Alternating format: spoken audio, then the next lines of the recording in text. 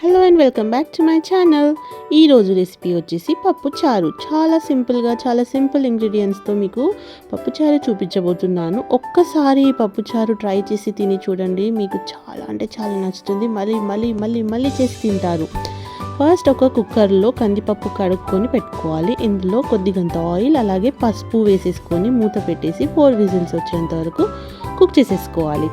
ఇప్పుడు ఒక కడాయి వేడి చేసుకొని ఇందులో ఒక 1/2 టేబుల్ స్పూన్ వరకు ఆయిల్ వేసేసుకొని టమాటోస్ వేసుకోవాలి. ఈ టమాటోస్ సాఫ్ట్గా అయ్యేంత వరకు కుక్ చేసేసుకోవాలి.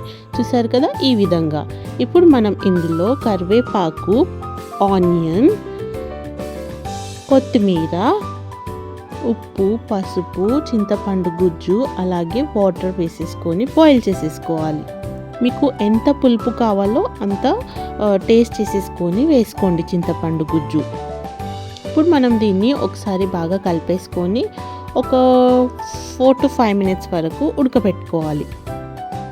చూస్తున్నారు కదా, ఇది ఉడికేటప్పుడే ఎంత టెంప్టింగ్గా కనిపిస్తుందో, ఇది అంతే డెలిషియస్గా ఉంటుంది. సో మీరు కూడా తప్పకుండా ట్రై చేసి చూడండి, మీకు చాలా నచ్చుతుంది.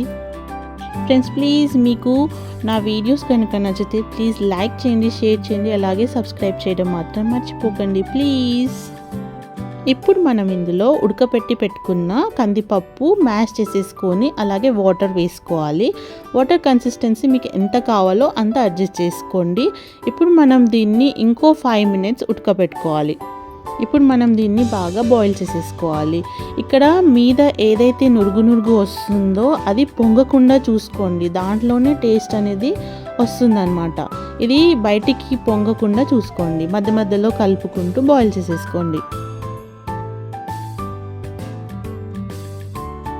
చూసారు కదా, ఒక 5 to 10 మినిట్స్ తర్వాత ఇది చక్కగా బాయిల్ అయిపోయింది. ఇప్పుడు మనం తాలింపు పెట్టుకుందాం. ఈ చారులో తాలింపు లాస్ట్కి పెట్టుకోవాలి, అయితేనే దీని టేస్ట్ అనేది చాలా బాగా కుదురుతుంది. ఇప్పుడు మనం ఒక ప్యాన్ వేడి చేసుకొని ఇందులో ఆయిల్, ఆవాలు, జీలకర్ర, శనగపప్పు, మినప్పప్పు అలాగే కొద్దిగంత మెంతులు వేసేసుకొని ఒకసారి బాగా ఫ్రై చేసేసుకోవాలి. వెల్లుల్లి క్రష్ చేసేసుకొని వేసుకోవాలి, దాంతో టేస్ట్ అనేది చాలా అంటే చాలా టేస్టీగా ఉంటుంది.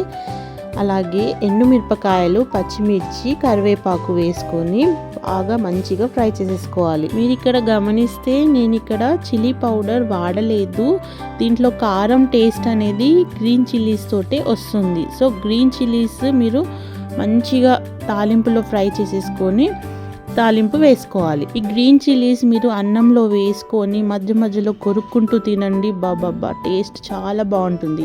ఇప్పుడు ఈ తాలింపు పప్పుచారులో వేసేసుకొని ఒకసారి బాగా కలిపేసుకొని ఒక 1 మినిట్ బాయిల్ చేసేసుకోవాలి. అంతే అండి, చాలా సింపుల్, చాలా టేస్టీగా ఉంటుంది. మీరు కూడా ట్రై చేసి ఎలా కుదిరిందో కామెంట్ సెక్షన్లో కామెంట్ చేసి చెప్పండి. మళ్ళీ నెక్స్ట్ వీడియోలో కలుద్దాం. Thank you, bye.